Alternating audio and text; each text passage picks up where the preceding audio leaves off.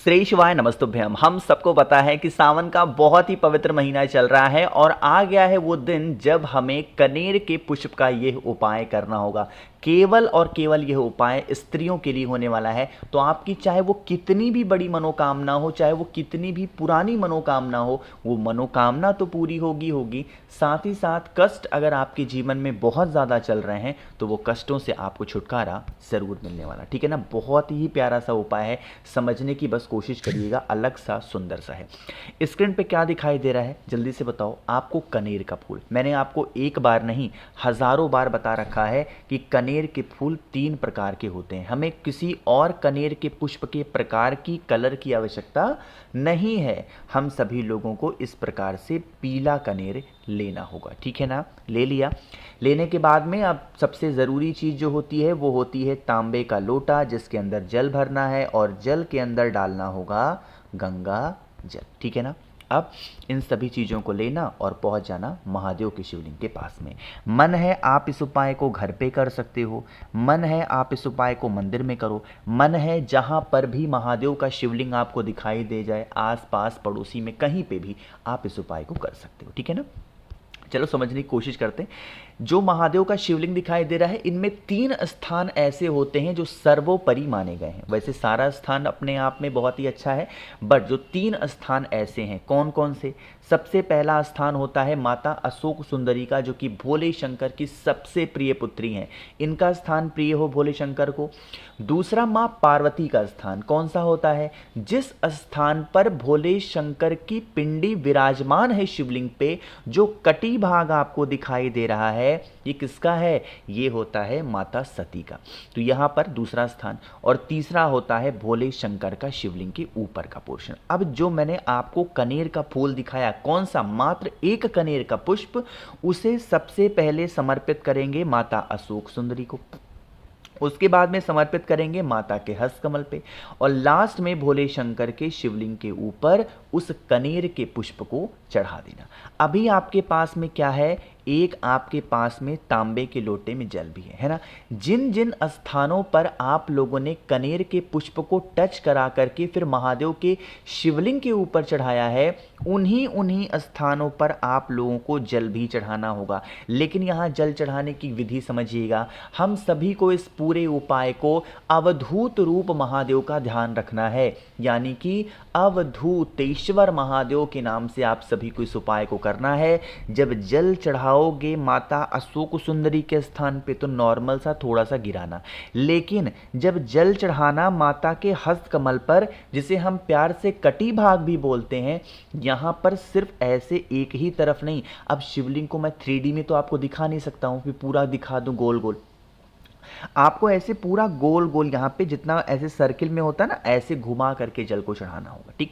यहाँ पे चढ़ाना और बाकी फिर बचा हुआ जल महादेव के शिवलिंग के ऊपर चढ़ाइएगा। इससे क्या होगा, आपके घर परिवार में चाहे वो कोई भी ऐसा व्यक्ति हो ना जिसकी मनोकामना अधूरी रह जाती है और वो पूरी ही नहीं हो पाती, तो आप इस उपाय को निश्चित रूप से करेंगे और ज़रूर करेंगे, ठीक है ना। चलो, तो पहला उपाय आप लोग को क्लियर हो गया होगा। आगे बढ़ते हैं अब इस वीडियो के हम लोग अपने दूसरे उपाय की तरफ, जो कि आप लोग को बेल पत्र के साथ में करना है। ये उपाय स्पेशली मैं आपको बता चुका हूँ, बट एक बार रिपीट कर रहा हूँ, बहुत ही ध्यान से समझने की कोशिश करिएगा, ठीक। ये उपाय हम लोग किसके लिए कर रहे हैं पता है आपको।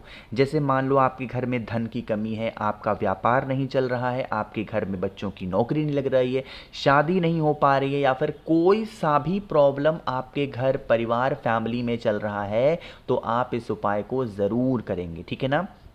इसके लिए बहुत छोटा सा ये उपाय है। आप लोग को ज़रूरत पड़ने वाली है मात्र एक बेलपत्र की। ध्यान रखिएगा, बेलपत्र हर किसी को मिल जाता है, लेकिन कटा फिटा हुआ नहीं होना चाहिए। बेलपत्र के बाद में जो सबसे ज़रूरी चीज़ आती है सामने निकल करके, वो आता है इस प्रकार से, क्या, पीला चंदन, ठीक है ना। क्या लेना है, पीला चंदन। अब पीला चंदन आपको ये नहीं देखना है कि सूखा लिया या गीला लिया, ठीक। आपको पीला चंदन लेना है, बेलपत्र, और सबसे ज़रूरी चीज़ होगी एक कमलगट्टा। आप कहोगे भैया कष्ट के लिए कमलगट्टा थोड़ी यूज़ करते हैं, वो तो धन के लिए होता है। तो क्या धन कष्ट, आपके घर में धन का कष्ट नहीं है, किसी भी चीज़ का कष्ट हो, तो आप इस उपाय को करिएगा, तो मात्र एक कमलगट्टा भी लेना।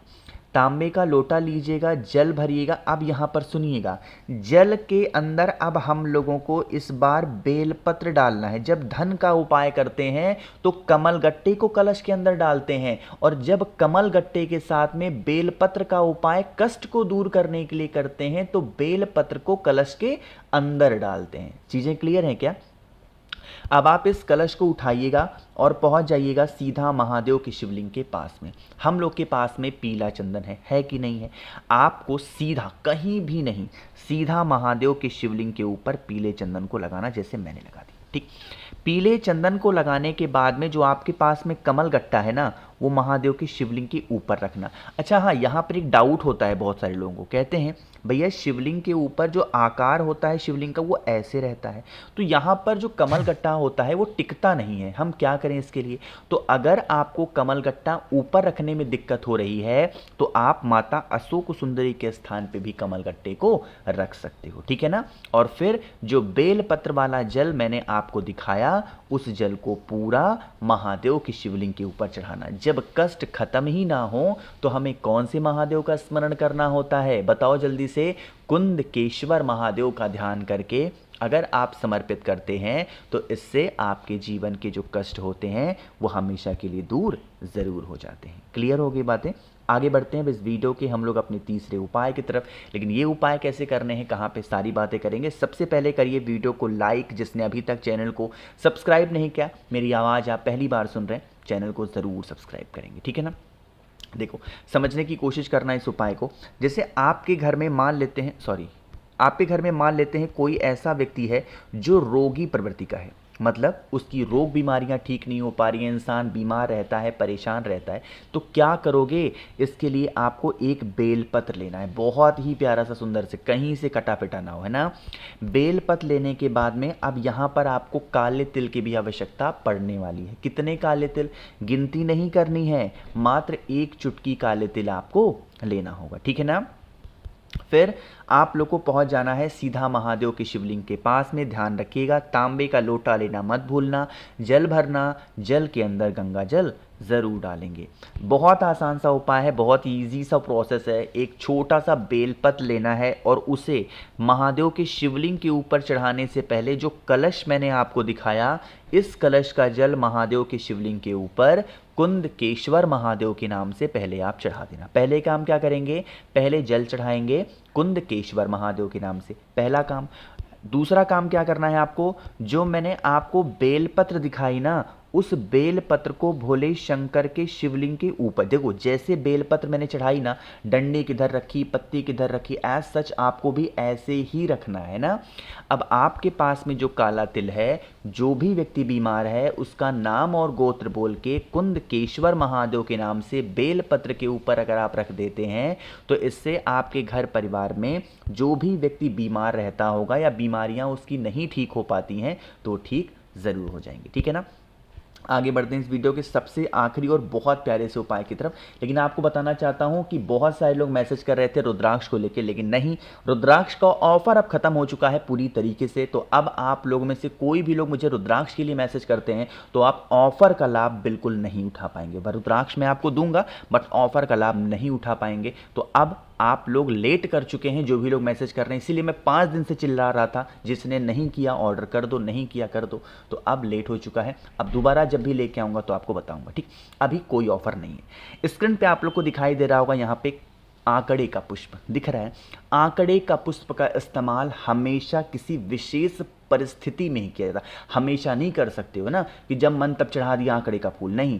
जब कष्ट नहीं खत्म हो रहे हैं, बहुत प्रयत्न करते हो, उपाय कर लिया, उपवास कर लिया, तो आपको एक आंकड़े का पुष्प लेना होता है, तांबे के लोटे में जल भरना होता है और उसे लेके महादेव के शिवलिंग के पास जाना होता है। और एक नियम और है आंकड़े के पुष्प के साथ में कि आंकड़े का पुष्प समर्पित करने के बाद में जो जल नीचे गिरता है, उस जल को उठा करके अपनी आंखों में, अपने कंठ पे या अपने शरीर के किसी भी पोर्शन पे नहीं लगाना चाहिए। ये भी एक नियम है आंकड़े के पुष्प के साथ में, इस चीज़ का ध्यान रखिएगा।